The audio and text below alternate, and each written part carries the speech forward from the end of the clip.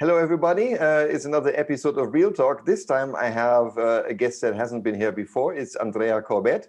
Andrea is the personal trainer for your mind, and she has such an interesting story. I'm just going to let her introduce herself and let her tell you her own story in her own words. So I'm just going to right away hand over to you, Andrea. So welcome. Thank you so much for coming.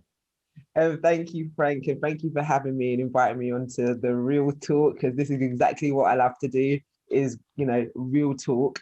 And so whilst on that subject, I'll give you some real talk about my life. And yes, I am the personal trainer, aka the PT for your mind, but that wasn't always the case. So just take a little trip back down memory lane. In 2015, prior to 2015, I was a secondary, so high school teacher. I was in charge of two departments, so business and computing. I loved my job, and I thought I was really happy at the time. However, the latter part of 2014, I started to see things in my life deteriorate, and my work wasn't being done. I wasn't marking the schoolwork. I was drinking a lot more. I was binge eating, but I didn't understand what was happening. I just went on. I just thought it was the stresses of the job. However, in February 2015, I had a breakdown. I literally just broke down at school. Thankfully, it was after school when there was no children around. I was advised to go to the doctors, which I did. Subsequently, the doctor, after a couple of weeks, diagnosed me with a mental health illness and prescribed me antidepressants and put me on a long-term sick leave. My world was actually shattered at this point, because I didn't know what to do. I didn't know how to inform family and friends about what I had been told. So I kept it a secret for a long time. However, he also said to me to take up physical activity. And I say this as a disclaimer, my lack of education at that time was like, I'm not overweight. Why do I need to go to the gym? I didn't understand the connection.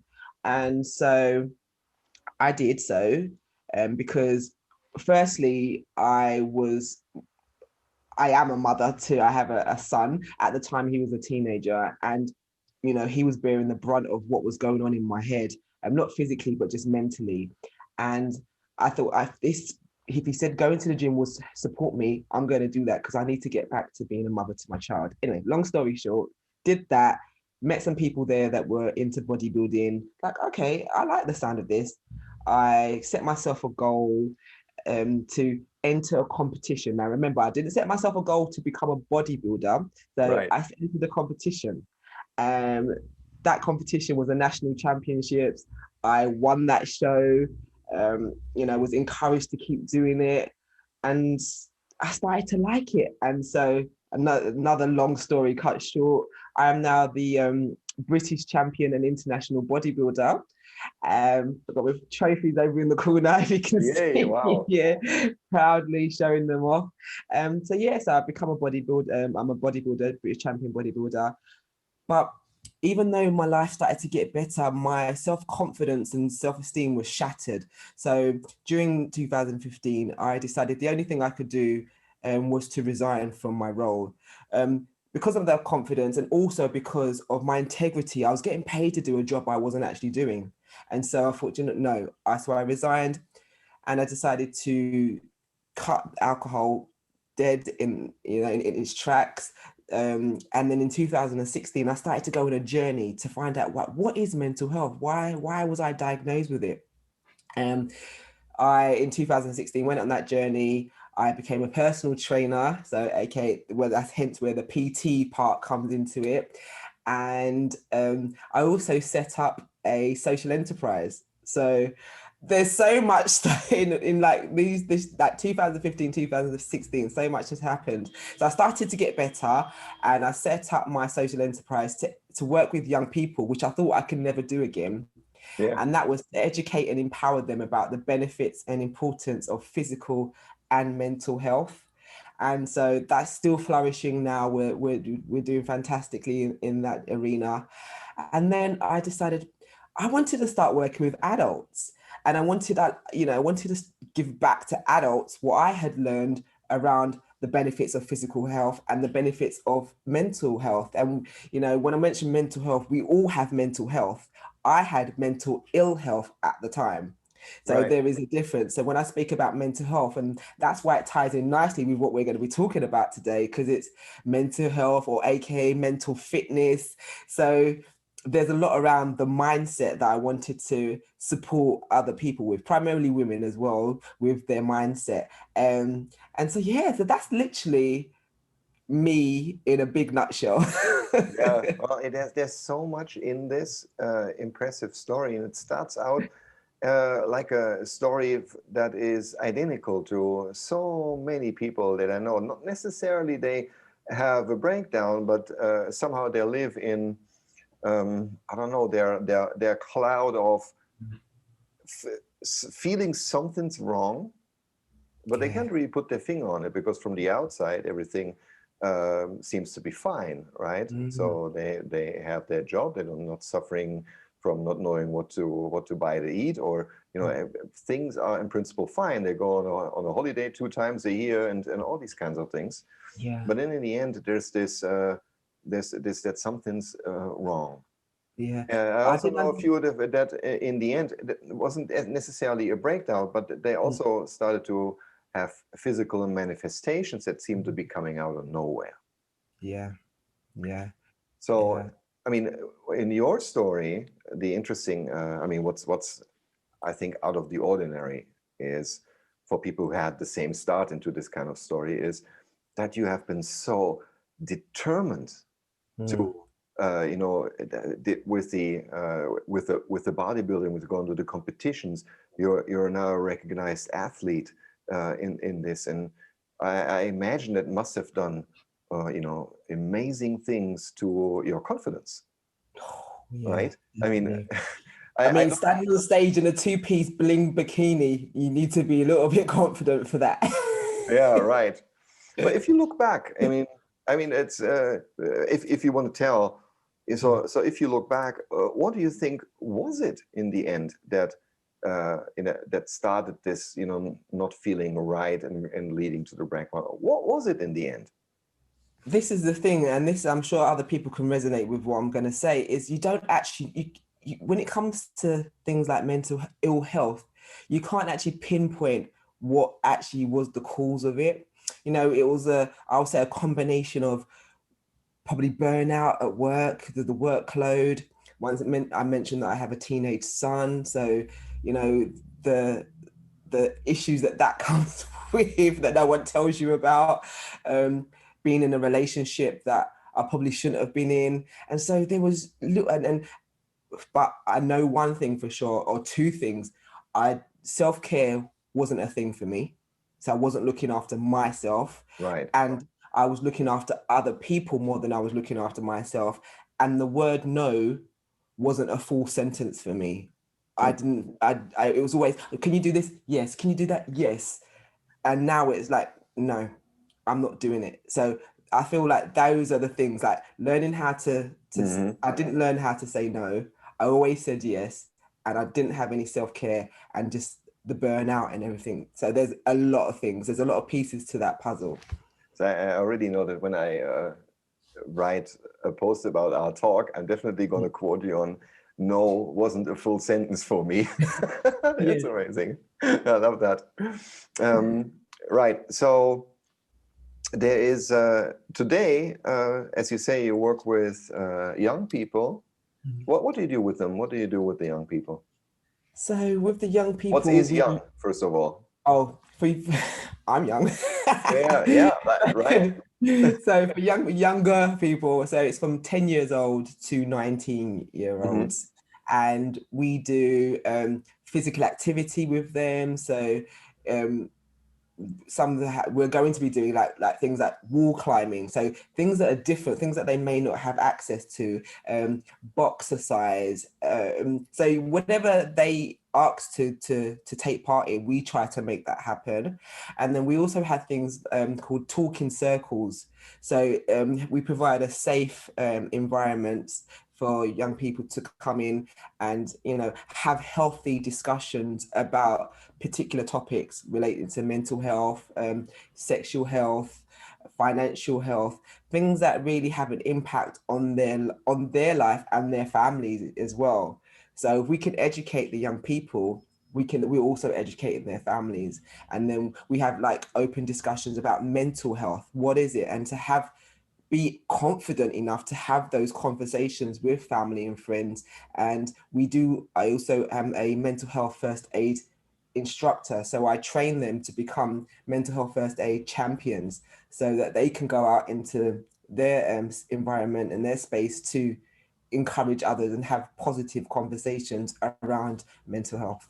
Right. So in that context, actually, but that's also true for adults, of course, I guess for anyone.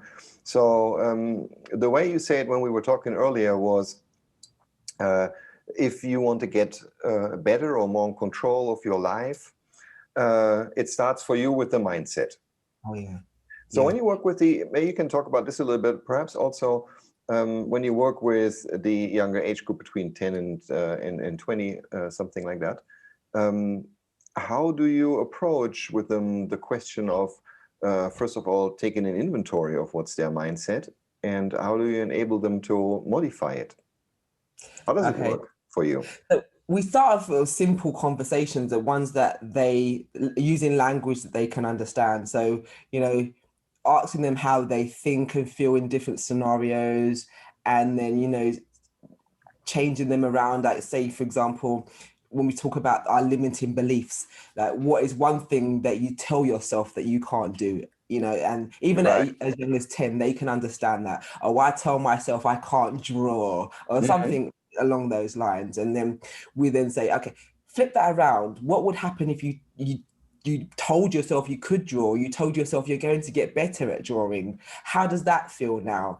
And, we start to introduce language and scenarios that they can relate to, and then as they get older, we build upon that, and then we start talking about the mindset and what is it, fixed and growth mindset, and just so slowly and making it relatable to the age, basically. I think that's absolutely amazing that you do this in particular with kids of that age. I mean, imagine. I don't know how it was for you, but sometimes I imagine if I would have a much more developed mindset about myself and the world around me at the age of 19, I think a lot of the things that appeared to be harder in life wouldn't have been so much of a big deal.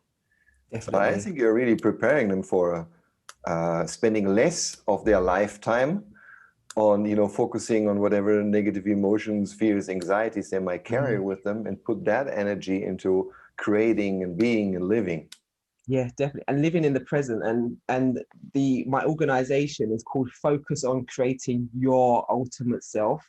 So it's really homing in on you. So don't worry about what this person's doing. Don't worry about what that person's doing. Worry about what you're doing. What do you want to do?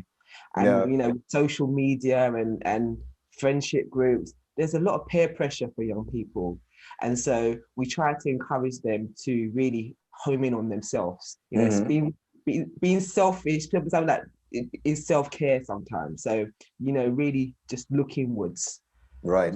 Yes. And I also like the example that you were saying with, so what are you asking them, right? That you're asking them, so what is it that you think, you're telling yourself that maybe that's nothing you can do, or you're not good enough for, or something like that. And then just, bringing them to the imagination, and they're saying, what if this doesn't exist? How would your life look like? What are the things that you would do? I think that's great, because then that's a really good start of, maybe challenging those beliefs for themselves. Definitely. I think that's another one that I like to use as well is like, and I even use it with the adults I work with. Remember when you was a child, you didn't know how to walk, but you didn't stop trying. You kept on going, and look at you now. You can walk, you can run, you can skip. So there's so much for them to really learn and understand. And I feel like it is such a powerful time for us now to be working with and having the tools that we now have as well to be able to use them with all our audiences. So it's powerful. And so as the PT of the mind for mindset, confidence, and resilience, Next is apparently confidence, right? So let's say you get a little bit your own mindset more under control. So you determine what your mind is going to be. How does that lead to confidence for you? Well, for me, it was the confidence to, go out there and meet new people. So whereas before it was, no, I can't, I can't was a sentence starter for me for a lot of things. And then once the mindset started to go into, okay, I can try. I'm going to, so it was making it a bit more positive. And then I've started to build up the confidence to do more and to say that I want to be more. I want to have more. And then, meeting with people, making connections, having, saying, okay, this is what I can do, and just putting myself out there, basically. So that's where the confidence came from.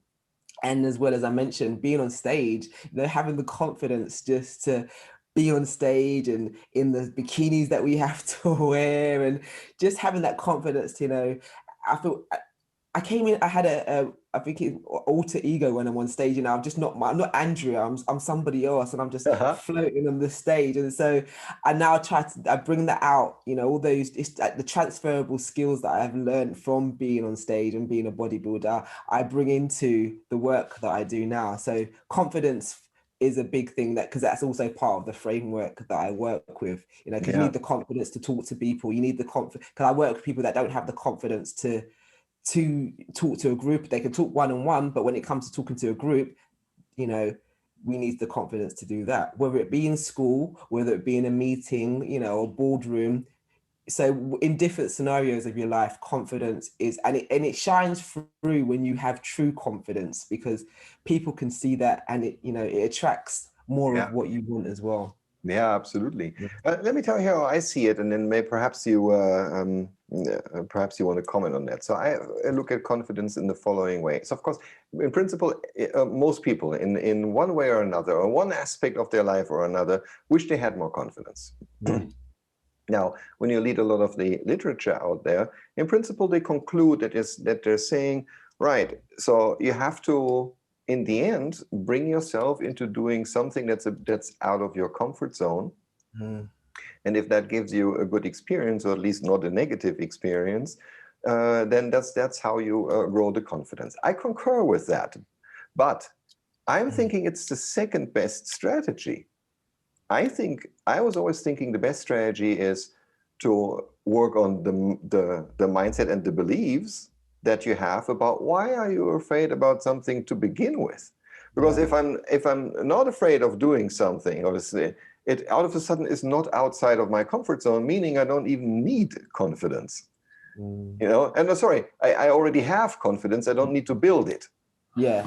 Right. I don't need to go through this anxious moment of putting myself out there, being afraid what would happen if the other person doesn't like me, or the group gives me bad, not the feedback that I wish I would get, or I don't know, someone on stage doesn't like my speech or my presentation. With the right mindset, this wouldn't bother you. So I think personally, that's the best strategy. Do you know what? And this is what I say when I say focus on creating your ultimate self, because that's the strategy that works for yourself. And we're all individual, we're all unique. And so we have to find what works best. So that's why you and I do the work that we do, because we give our clients and the people that we work with the tools to decide which way works for them. So I feel like but ultimately it comes down to coming out of your comfort zone. Whichever way you look at it, you're coming out of your comfort zone. You're changing your mindset is going towards the positive rather than away from the positive. And so it comes back around to what what we both have said, really, doesn't it? Yeah. On that note, actually, I think that the comfort zone, if I literally think about them maybe as walls around me that I need to step out or stay inside in. Yeah. So I tend to think that the biggest, probably, it's not, I don't know, but I believe quite strongly that the biggest problem with the comfort zone is, for most people, is that they're really hard on themselves, on judging themselves. I see this a lot in young people, very clearly in these days, but also adults, and also they're judging in others a lot. And of course, and that's maybe a little bit more difficult to understand, is that they're judging the circumstances. Yeah, definitely. So that they're saying, right, you know, the where I live now, it's not where I can be happy, but it will be great once I don't know, move away from here or something like that, or whatever the problem is. It's based on the circumstance. You know, in business also, you know, people are saying, right, I can't give my best because I'm in a bad team. But if I would be in a better team, then, you know, I can bring out, you know, the best of myself, something like that. You can construct endless examples like that. But I think in the end, the most obvious is that people are brutally judging themselves, and that's actually the walls of the comfort zone for most people. Yeah, it's that saying when they, you know, when people think the grass is greener on the other side, but if you just watered your own grass and nurtured your own grass, then it will grow just as nice, if not probably better. So yeah, so like looking after instead of judging others, you know, take a step back. Instead of like judging yourself negatively, change that talk, you know, look at, you know, change yourself, have empathy for yourself. No. You know, there's so many things that we can work with other people to enhance their lives, basically, and to support them with their mindset, to support them with their confidence. And for me, another thing that came, I know we're going to talk about it as well, but you know, when things don't go accordingly, what do you do? So building resilience now as well. So that's another thing that comes into what I do. Or, you know, and I know you do, you know, that's where the synergy comes from us, because I know you work on resilience a lot as well. Yes, that's right. And it's also, again, and that's why I like that you are saying everything starts with mindset, in the sense of that it makes everything else easier. So resilience, for example, I know there's, again, when you look at, you surf a little bit the internet, or you read literature about, you know, how can I increase resilience, then you find lots of articles that have their 10 best tips to do that. And say, like, take a walk outside, read a book, you know, these kind of things. And I was always thinking, I don't know if that's it, really, you know. So I know that's maybe all good things for you to wind down, but I'm not sure if that's actually addressing your ability to, you know, bounce back or deal with misfortune, for example, or you know, any sort of you know, negative outcomes that you didn't want or expect. Right. So, and I think in the end, well, first of all, I want to ask you, do you agree, or do you see this differently? No, I agree. I agree so much that I created a framework myself called Bounce Forward, because we talk about resilience or it's spoken about as bouncing back. Yes, people can bounce back, but I want a more positive stance, and let's bounce forward. Let's try and get to somewhere new. Let's try and create a new environment for yourself, or one, you know, and that's going back to what we spoke about, stepping out of your comfort zone. You know, when you're bouncing forward, you're stepping out of your comfort zone because you don't know what you're bouncing forward to all the time. Right. You know, so and actually, I'm so glad. Sorry, I'm so glad that you mentioned that, because I almost forgot to, I wanted to have this as a talking point with you, because you know, bounce forward as a name for the framework that I really want you to explain in a second, in a little bit more depth. The beauty of that is it is like I don't know, it's like I don't know, it's like the aggressive brother of bounce back. You know, it's like, you know what? I'm not just not afraid of you. I'm going to jump in your face. Here I am. And I love that. This is an expression that is just bursting of self-confidence in itself. So tell us a little bit about bounce forward, the framework. The framework where it basically talks about what we've been speaking about. So the B for beliefs, so supporting people to change their negative beliefs to positive or from fixed to growth. Optimistic, so having a vision for your life, like where do you see yourself in a year, 5 years, 10 years time? Unique, what makes you unique? Yes, we might be doing the same things, but what is unique about what you're doing? So for me, you and I are doing, we know we're doing the positive intelligence, but for me, what makes me unique is that I call myself the PT for the mind, and it's unique to what I do. What do you nourish yourself with? So not necessarily all the time what you're consuming via foods, but what are you listening to? What are you reading? Who do you have in your circle, your friendship groups, your colleagues? And then we've got C for consistency. So starting something and finishing it and consistently doing something so that you are getting better at whatever it is that you think you can't do or you're not able to do at that time. And then and then another C, so I've spelt this balance with a double C, having another C, which is confidence. And like we spoke about, having that confidence to step out of your comfort zone. And then the E is for emotional intelligence. So once you've done all this, having the understanding to know not every day is going to be a good day. How to read the room when you step into a room, someone's having a not so good day, how to read that, and just knowing and having an understanding of your inner self. Why do you feel this way at this particular time? Is there something that you can do to improve that feeling? And so when you combine it all together, we are bouncing forward now, because you have to bounce forward because all these different things putting together, you're changing yourself so much that it's the only way is forward. Yeah, I love that conclusion. Of course, you're right. And by the way, I just quickly wanted to comment that I really like this explanation about what you're feeding yourself with. And of course, it's not the food that you mean as an exclusive element of that, but it's rather really what goes into your mind through all those different channels that exist around you. Because that's also interesting. In the end, the power of choosing what's your environment, that's all up to you. Yeah, that's up to each of us. We don't have to be stuck anywhere. No, right? And not trees.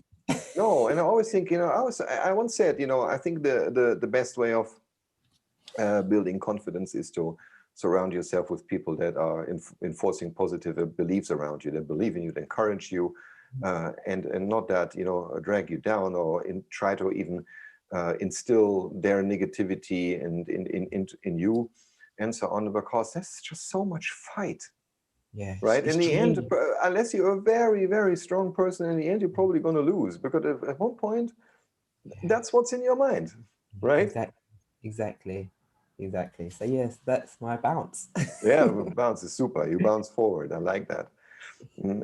A few years ago, a little while ago, I did something a lot of people were speaking to me about, congratulating me somehow for the courage or the bravery of having done that. I won't explain now.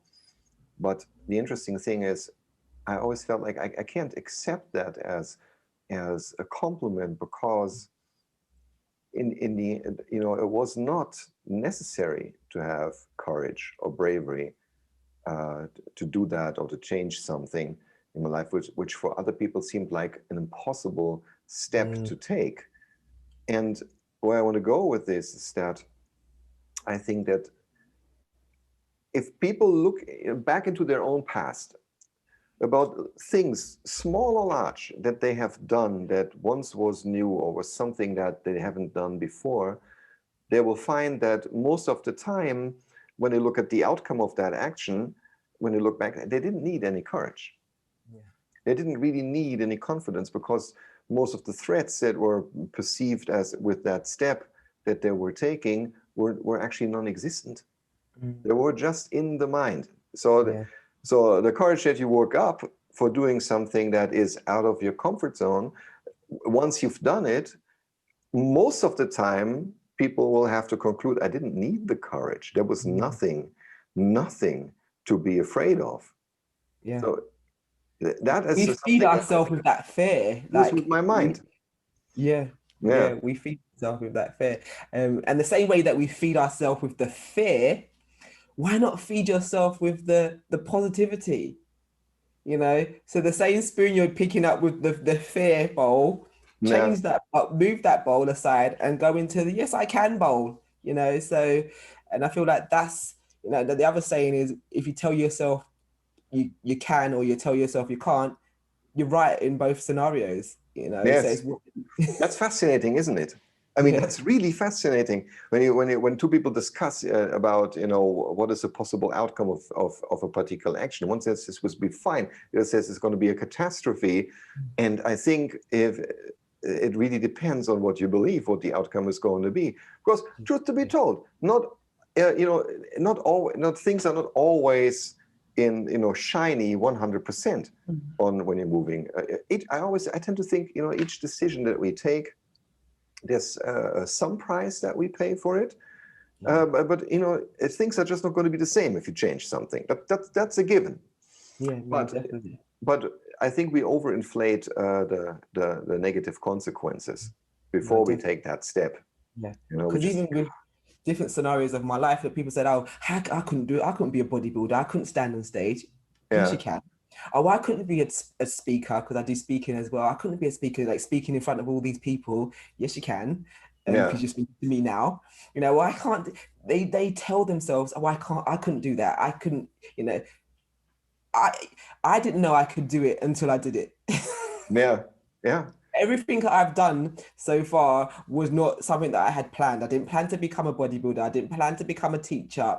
You know, I didn't plan to become a speaker, but I just stepped out and done what I had to do and qualified and here I am now. You yeah. know, so.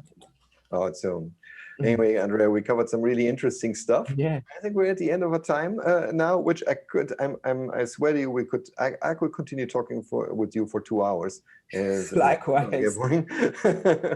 So, but anyway, so I think we'll make it around 30 minutes, which is where we're at now, roughly. And so, Andrea, thanks so much for coming on the show. It was a super talk. I'm a fan. Thank you for having me. You're welcome. Yeah. Take care. Bye, Yeah, Andrea. bye-bye. Bye, Frank.